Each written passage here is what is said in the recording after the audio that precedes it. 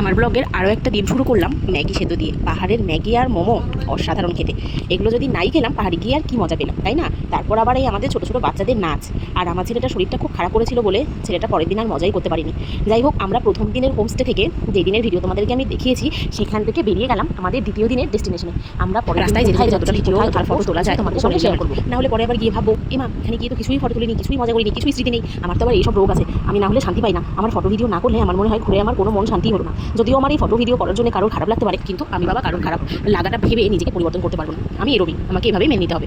আমি যেখানেই যাবো না কেন সেখানকার একটা স্মৃতি নিজের কাছে রেখে দিই। কে জানে আজকে আছি কালকে নাও থাকতে পারি। এই যে যারা যারা আমরা গেছিলাম একসঙ্গে, তার এগুলো করতে ভালোবাসি বলে স্মৃতিগুলোকে রেখে দিতে পারি। আমি আগামী এইসব কোথায় যাচ্ছি পরের বছর বা যখন বুড়ি হয়ে যাব তখনও যেন আমরা দেখতে পারি আমরা কোথায় কোথায় গেছিলাম, কী কী করেছিলাম। ছেলেটার শরীরটা খুব খারাপ হয়েছিল বলে আমারও মনটা ভালো লাগছিল না, তাই ছেলে সকালে একটু দেরি করে ঘুম থেকে উঠেছে। আর এই যেই হোমস্টেটাতে আমরা গিয়েছিলাম জায়গাটার নাম ছিল কি যেন নামটা, মনে পড়েছে, আমি মনে করি বিজন বাড়িটাও কিন্তু খুব সুন্দর একটা জায়গা। আমি যে তোমাদেরকে গাছটা দেখালাম সেটা ছিল নেশপাতি গাছ। পাহাড়ে গিয়ে আমি এবার এত এত গাছ দেখেছি না, কি বলবো। আমরা যে হোমস্টেটাতে ছিলাম সেটা এতটা অফবিট জায়গায়, মানে আমাদের গাড়ি নিয়ে তো যাওয়াই যায় না। ওই হোমস্টের যে মালিকরা ছিল, মানে যারা হোমস্টেটা চালায়, তাদের একটা গাড়ি ছিল জিপের মতন, সেই গাড়িতে করে আমরা গেছিলাম। বাপরে বাপ, এত ভয়ানক রাস্তা, মানে আমার মনে হচ্ছিল এবার মনে হয় শেষ, আমরা কি আর আদৌ বাঁচবো কি না সেটাই ঠিক বুঝতে পারছিলাম না। এতটা খতরনাক রাস্তা ছিল। আর ওখানে গাছে গাছ ভর্তি ছিল, কমলা লেবুর তো পুরো বাগান। আর কমলার সিজনে গেলে আমরা পুরো কমলা দেখতে পারতাম, কিন্তু যেহেতু এখন কমলার সিজন ছিল না, তাই আমরা কমলা বাগানটা শুধু দেখেছি, কিন্তু কমলা দেখতে পাইনি। কমলা লেবু যখন ধরে থাকবে তখনকার সৌন্দর্যটা আরও বেশি ভালো লাগবে। আর এরপর আবার আমরা রাত্রিবেলায় দাদা গিয়ে বাজার থেকে বারবিকিউ করেছিলাম, চিকেন নিয়ে এসেছিলো, পাহাড়ের মুরগি, দারুণ টেস্টি ছিল খেতে। আর মুরগিগুলো মারার স্টাইল দেখলে তো তোমরা পাগল হয়ে যাবে। মুরগিগুলোকে পুরো ঘুষিয়ে ঘুষিয়ে মেরেছিল। তারপর বারবিকিউ করে আমরা বেশ মজা করেছিলাম। কারেন্ট চলে গেছিলো, তাই আর বেশি ভালো ভিডিও করতে পারিনি। তারপর আমরা রাতে ঘুমিয়ে পড়েছিলাম খাওয়া দাওয়া করে। আমি তো ভাতই খাইনি, এত চিকেন খেয়েছি যে পেট ভরে গেছিলো, তাই আর ভাতই খেতে পারিনি। তারপর রাত হয়ে গেছিলো, আর কি করব, তারপর একটু মজা টজা করে সবাই মিলে একটু নাচানাচি করেছিলাম। সবাই মিলে নাচানাচি করেছিলাম বলতে সবাই নাচানাচি করেনি, সবাই খুব টায়ার্ড ছিল। আমি একটু নেচে ঠেজে তারপর কী করবো, ঘুমিয়ে পড়েছিলাম। আর ভাল লাগছিল না, শরীর একদম চলছিল না। দুদিন ধরে পুরোটা পাহাড়ের জার্নি, বুঝতেই পারো পাহাড়ের জার্নিটা কতটা কঠিন।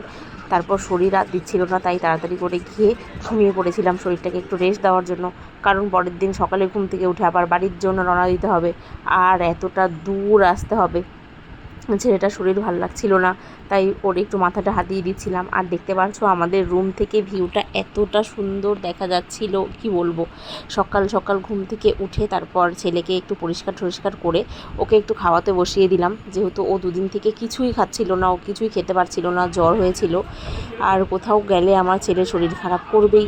আর বৃষ্টি হয়েছিল, বৃষ্টির মধ্যে একটু ভিজেছিল, তাই জন্যই শরীরটা খারাপ করেছিল।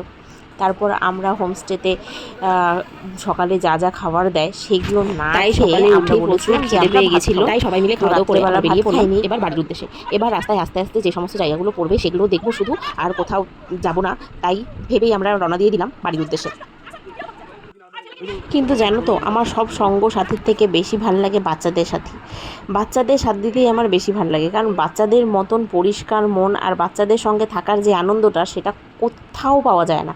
আমার তো বাচ্চাদের সাথে টাইম কাটাতে খুব ভালো লাগে। আর এখানে আমার তিনটে ভাস্তা গেছিলো, আমার ছেলে গেছিলো, একটা ছোট্ট পুচকু গেছিলো, যদিও ও তেমন মজা করতে পারে না, ও ছোট্ট একটা বাচ্চা। আর আমার এদিকে দেখো আমাদের একটা বুড়া বাচ্চা, আমার বন্ধু, সে আমার নেশপাতি পেরে দিচ্ছে, যদিও ওর নিজের ইচ্ছা ছিল না পারার। আমি বলে দিয়েছিলাম তারপর একটা পেরে দিয়ে আমি নিয়ে যাবো বাড়িতে। তারপর দেখো এই যে এটা কি গাছ বলো তো, এটা অ্যাভোকাডো গাছ। আমি তো দেখে জাস্ট হয়ে গেছিলাম, ওরে বাবা অ্যাভোকাডো গাছ দেখতে পেয়েছি। মানে আমরা তো এখানে অ্যাভোকাডো সেরকমভাবে অ্যাভেলেবেল দেখি না, অ্যাভোকাডোর এত দাম। তো ওখানে গাছ দেখে যা ভালো লেগেছিল না, সেই ভালো লেগেছিল। আর এই যে দেখো কথা বলতে বলতে চলে আসলাম আমরা ঘুম স্টেশন থেকে আমাদের গাড়িটা আবার ঘুরিয়ে দিতে হয়েছে অন্য রাস্তার দিকে।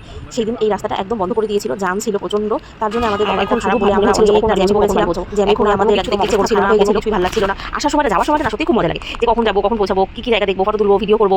যদিও আমি এত ফটো তুলি, এত ভিডিও করি বলে অনেক সমস্যা হতে পারে, কিন্তু আমার বড় সত্যি বলতে গেলে আমরা একটা পেট্রোল পাম্পে দাঁড়িয়েছিলাম, সবাই এখানে একটু চা কফি খেয়ে দিল। আমার তো নামার ইচ্ছেই করছিল না, তাই আমি আর নামিনি।